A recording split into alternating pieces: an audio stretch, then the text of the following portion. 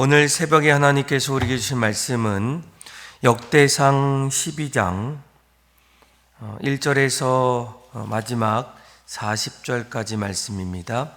페이지 수는 구약전서 630페이지입니다. 역대상 12장.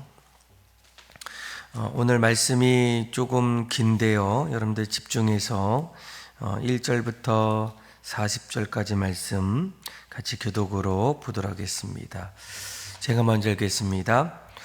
다윗이 기스의 아들 사울로 말미암아 시글락에 숨어 있을 때에 그에게 와서 싸움을 도운 용사 중에 든 자가 있었으니 그들은 활을 가지며 좌우 손을 놀려 물매도 던지며 화살도 쏘는 자요 베냐민 지파 사울의 동족인데 그 이름은 이러하니라. 그 우두머리는 아히에셀이요 다음은 요아스이니 그 기브아 사람 스마의 두 아들이요 또 아스맛 웨세의 아들 여시엘과 벨락과 또 보라가와 아나도 사람 예후와 용사요 30명의 우두머리가 된 이스마엘이며 또 예레미야와 야시엘과 요하난과 그들의 사람 요사박과 엘루세와 여리목과 보아랴와 스마랴와 하룸 사람 스바다와 아사엘과 요에셀과 야소부함이며 그들 사람 요로함의 아들 유엘라와 스바다더라. 강에 있는 요새에 이르러 다윗에게 돌아온 자가 있었으니 다 용사여 싸움에 익숙하며 방패와 창을 능히 쓰는 자라. 그의 얼굴은 사자 같고 바르기는 산의 사슴 같으니 그 우두머리는 에셀이요 둘째는 오바다요 셋째는 엘리압이요 다섯째는 예레미야요 여섯째는 앗대요 일곱째는 엘리엘이요 요하나니요 아홉째는 엘사밧이요 열째는 예레미야요 열한째는 막반네라. 그 작은 자는 백부장이요 그 큰 자는 천번영이었더니 정월의 요단강 물이 모든 언덕에 넘칠 때에 이 무리가 강물을 건너서 골짜기에 있는 모든 자에게 동서로 도망하게 하였더라.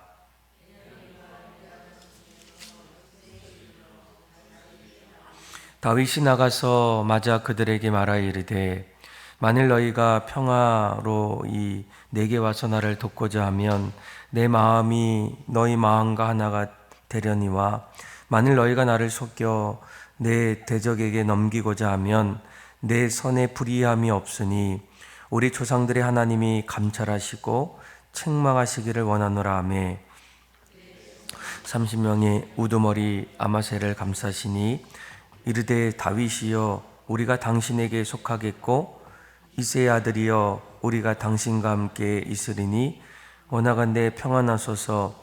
당신도 평안하고 당신을 돕는 자에게도 평안이 있을지니 이는 당신의 하나님이 당신을 도우십니다 한지라. 다윗이 그들을 받아들여 군대 지휘관을 삼았더라. 다윗이 전에 블레셋 사람들과 함께 가서 사울을 치려할 때에 므낫세 지파에서 두어 사람이 다윗에게 돌아왔으나 다윗 등이 블레셋 사람들을 돕지 못하였음은 블레셋 사람들의 방백이 서로 의논하고 보내며 이르기를 그가 그의 왕 사울에게로 돌아가리니 우리 머리가 위태할까 하노라 함이라.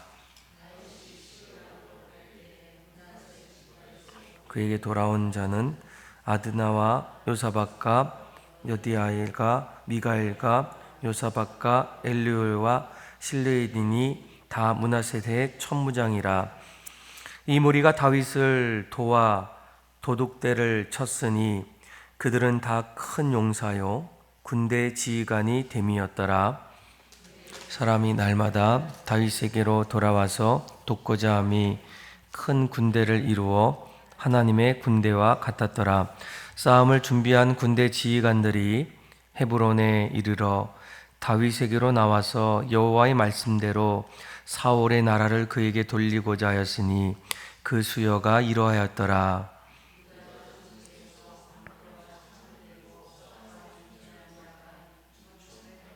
시므온 자손 중에서 싸움하는 큰 용사가 7,100명이요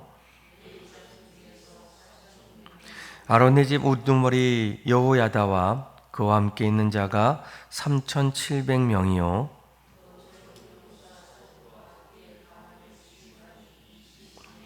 베냐민 자손 곧 사울의 동족은 아직도 태반이나 사울의 집을 따르나 그 중에서 나온 자가 3,000명이요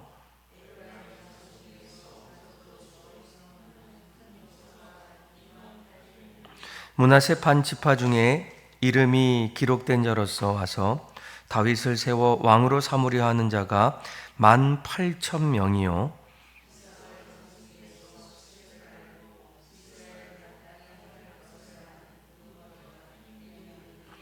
그들은 그 모든 형제를 통솔하는 자이며 스불론 중에서 모든 무기를 가지고 전열을 갖추고 두 마음을 품지 아니하고 능히 진영에 나아가서 싸움을 잘하는 자가 5만 명이요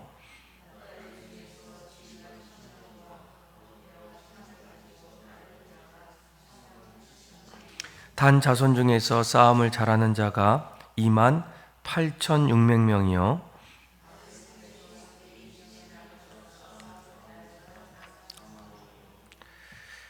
요단 저편 루벤 자손과 갓 자손과 므낫세 반 지파 중에서 모든 무기를 가지고 능히 싸우는 자가 12만 명이었더라.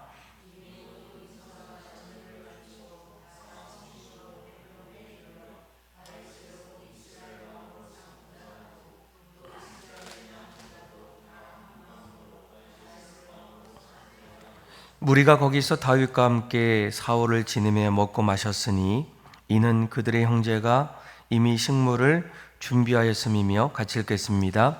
또 그들의 근처에 있는 자로부터 이사갈과 스불론과 납달레까지도 나귀와 낙태와 노새와 소에다 음식을 많이 실어왔으니 곧 밀가루 가자와 무화과 가자와 건포도와 포도주와 기름이요 소와 양도 많이 가져왔으니 이는 이스라엘 가운데에 기쁨이 있음이었더라. 아멘. 오늘 역대상 12장 1절에서 마지막 40절까지 말씀을 보면 다윗을 찾아왔던 용사들 또 다윗과 함께했던 군사들의 명단 또 지파들의 이야기를 하나하나 구체적으로 소개하고 있습니다.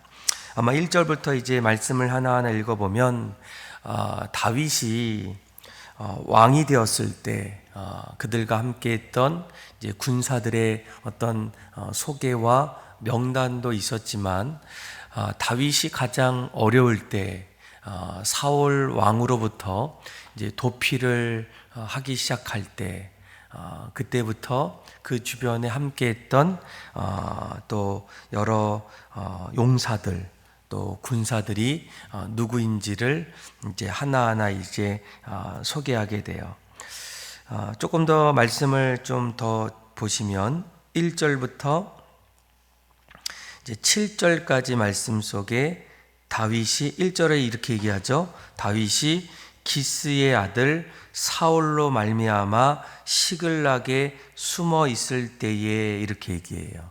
그러니까 다윗이 왕이 되기 이전에 사울 왕으로부터 도망을 갔을 때, 특별히 오늘 말씀에는 시글락에 숨어 있을 때에 그에게 와서 싸움을 도운 용사는 누구다 이렇게 소개하게 돼요.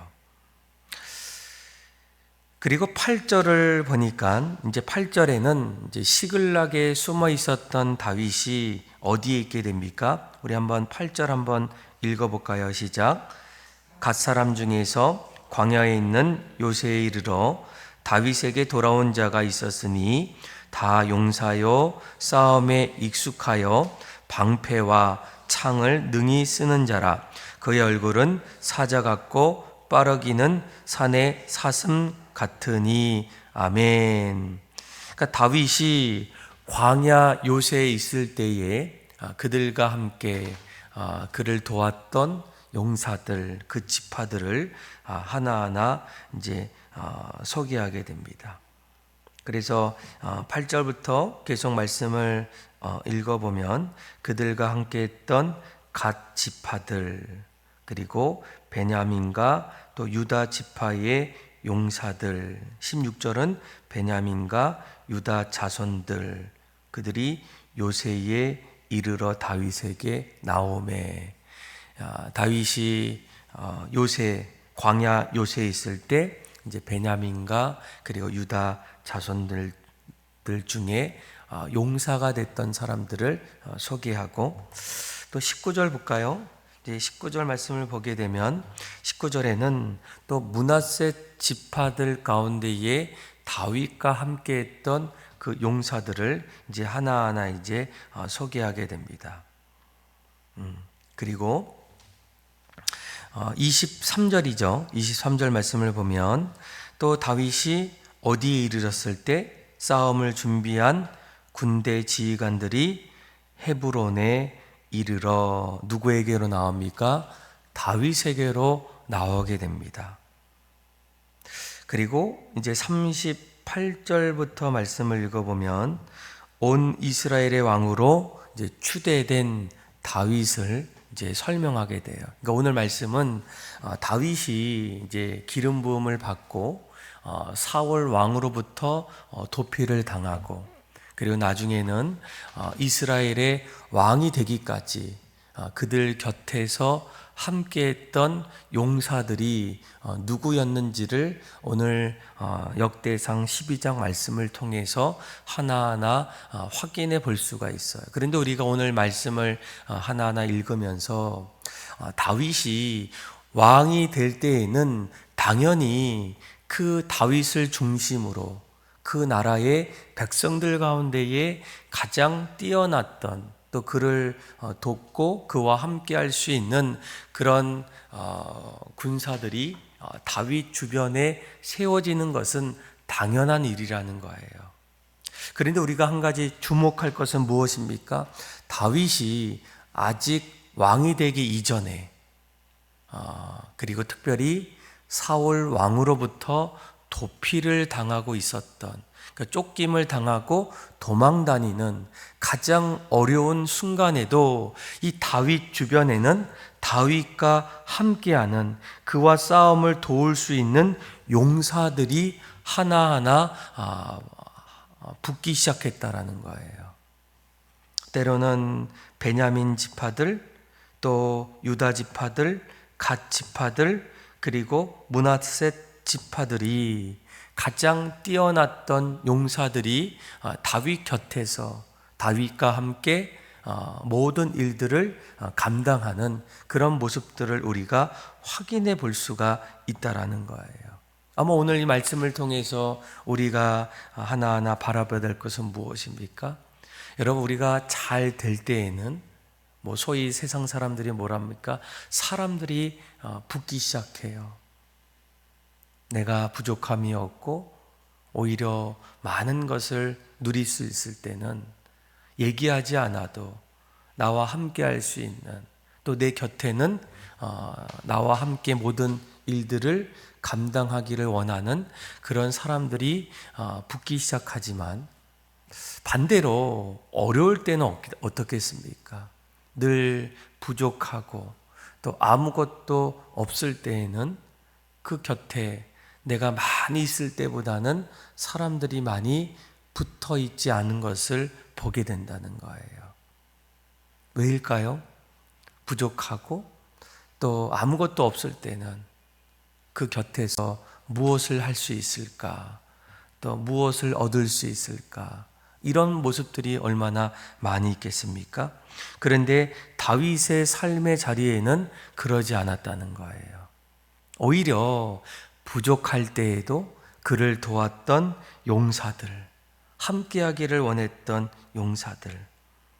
자, 우리 한번 16절, 17절 말씀 한번 같이 한번 읽어볼까요? 시작. 베냐민과 유다 자손 중에서 요새에 이르러 다윗에게 나오매 다윗이 나가서 맞아 그들에게 말하여 이르되 만일 너희가 평화로이 내게 와서 나를 돕고자 하면 내 마음이 너희 마음과 하나가 되려니와 만일 너희가 나를 속여 내 대적에게 넘기고자 하면 내 손에 불의함이 없으니 우리 조상의 하나님 감찰하시고 책망하시기를 원하노라 하매. 그러니까 다윗이 그들과 함께 할 때 한 가지 중요한 것이 있어요.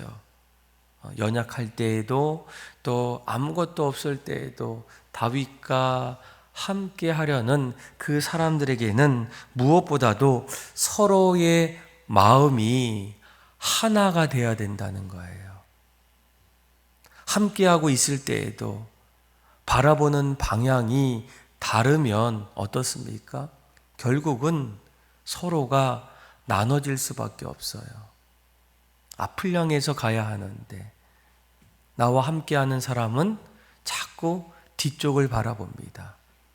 지금은 몰라도 나중에는 서로가 방향이 달라서 나눠질 수밖에 없다라는 거예요. 그러니까 오늘 다윗도 자기와 함께하기를 원했던 그런 용사들이 찾아왔을 때 뭐라고 얘기합니까? 나를 돕고자 하면 내 마음이 너희의 마음과 하나가 되려니와 만일 너희가 나를 속여 내 대적에게 넘기고자 하면 내 손에 불의함이 없으니 우리 조상의 하나님이 감찰하시고 책망하시기를 원한다라는 거예요. 왜일까요? 그때에 다윗은 사울 왕으로부터 쫓김을 당하고 있었어요. 그 시대에 가장 주도하는 가장 큰 세력은 누구입니까? 사울 왕입니다.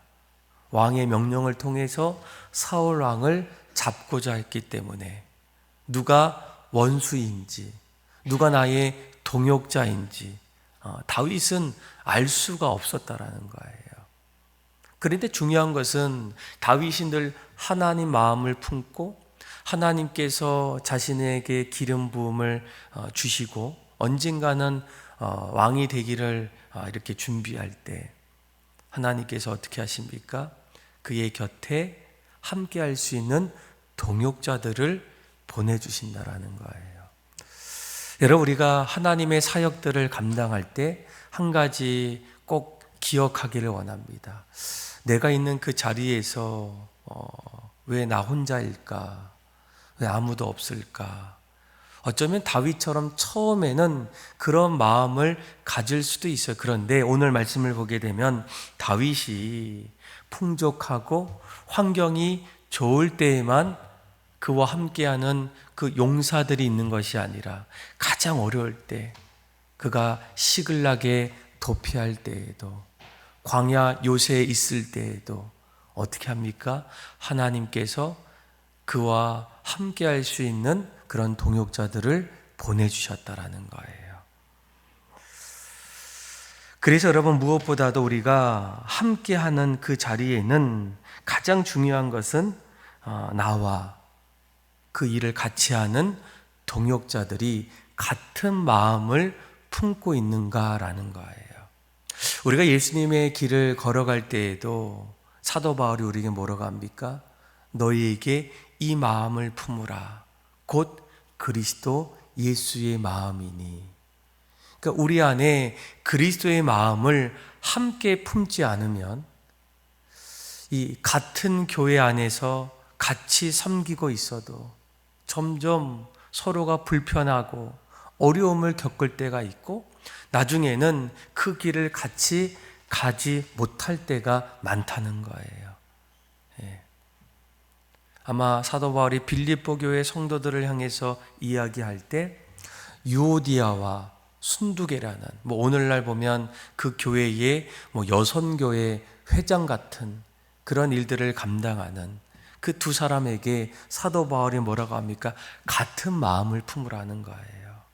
어떻게 같은 마음을 품을 수 있겠습니까? 그런데 다른 것이 아니라 예수님의 마음이라는 거예요. 각자의 환경이 다르고 살아왔던 배경이 다르고 생각하는 일들이 조금씩 다르지만 우리가 한 가지 함께 마음을 품을 수 있는 것은 예수님의 마음이라는 것. 왜일까요? 예수님께서 우리를 위해서 죽으시고, 예수님께서 우리를 위해서 기도하시고, 예수님께서 우리를 위해서 새 생명을 주셨기 때문에 그 마음을 품으라는 겁니다. 그런데 오늘 말씀을 좀 더 보시면 한 가지 또 주목해야 될 것이 있어요. 그러니까 이 다윗이 사울 왕으로부터 도망을 당할 때 그를 도왔던 여러 지파 가운데 한 가지 우리가 주목해야 될 지파가 있어요. 그 지파가 어디입니까? 베냐민 지파예요. 우리 한번 2절을 한번 볼까요? 2절에 이렇게 얘기하죠. 그들은 활을 가지며 좌우 손을 놀려 물매도 던지며 화살도 쏘는 자요 베냐민 지파 사울의 동족인데, 이렇게 얘기해요. 베냐민 지파는 누구의 동족이라고요? 사울의 동족이라는 거예요. 다른 사람은 몰라도 이 베냐민 지파의 왕이 그 누굽니까? 사울이라는 거예요. 그러니까 베냐민 지파, 이 사울은 베냐민 지파의 출신입니다. 오늘날도 우리가 학연, 지연, 그렇죠? 또 가족, 이런 부분들을 이야기하면서 손은 안쪽으로, 팔은 안쪽으로 굽는 것처럼 다른 지파는 몰라도 이 베냐민 지파만큼은 누구의 편이 될 것 같아요?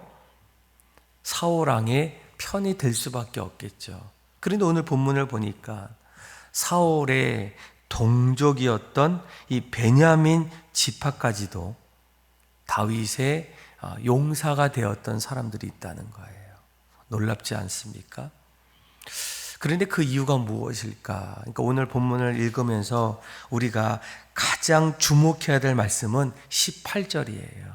우리 한번 18절의 말씀을 같이 한번 읽어보겠습니다. 시작. 그때에 성령이 30명의 우두머리 아마새를 감쌌으니 이르되 다윗이여 우리가 당신에게 속하였고 이새의 아들이여 우리가 당신과 함께 있으리니 원하건대 평안하소서. 당신도 평안하고 당신을 돕는 자에게도 평안이 있으리니 이는 당신의 하나님이 당신을 도우심이다 한지라. 다윗이 그들을 받아들여 군대 지휘관을 삼았더라. 아멘. 자, 여기서 우리가 주목해야 될 말씀은 무엇입니까? 그때에 누가? 성령이라는 거예요. 그러니까 성령께서 30명의 우두머리 아마새를 감싸셨다라는 겁니다. 나중에 이제 19절 말씀에 보면 이제 공동 번역에 보니까 이렇게 얘기해요. 영감을 받았다. 그 영감은 누가 주십니까? 성령께서 주신다는 거예요. 나는 분명히 저 사람의 마음과 다를 수 있고 함께 할 수 없는데 성령께서 내 마음을 감싸 주셨다는 거예요. 성령께서 각자의 다른 생각을 하나로 만들어 주셨다라는 거예요. 어떻게 사울 왕의 동족이었던 베냐민 지파 사람들이 오히려 사울이 아닌 다윗을 도울 수 있을까? 또 다윗은 어떻습니까? 지금 도망자의 신세예요. 어쩌면 어느 순간에 목숨이 한순간에 날아갈 수 있는, 그를 따라가도 아무것도 내가 받을 수 없는 그런 상황일 수도 있어요. 그가 시글락에 또 광야의 요새에 한 10년에서 15년 동안 그 도피하는 그런 과정 속에서 누가 다윗 곁에 있을 수 있겠습니까? 심지어는 이 사울 왕의 동족이었던 이 베냐민 지파까지도 이제 그와 함께하기를 원하는 그런 모습들이 나타나게 돼요.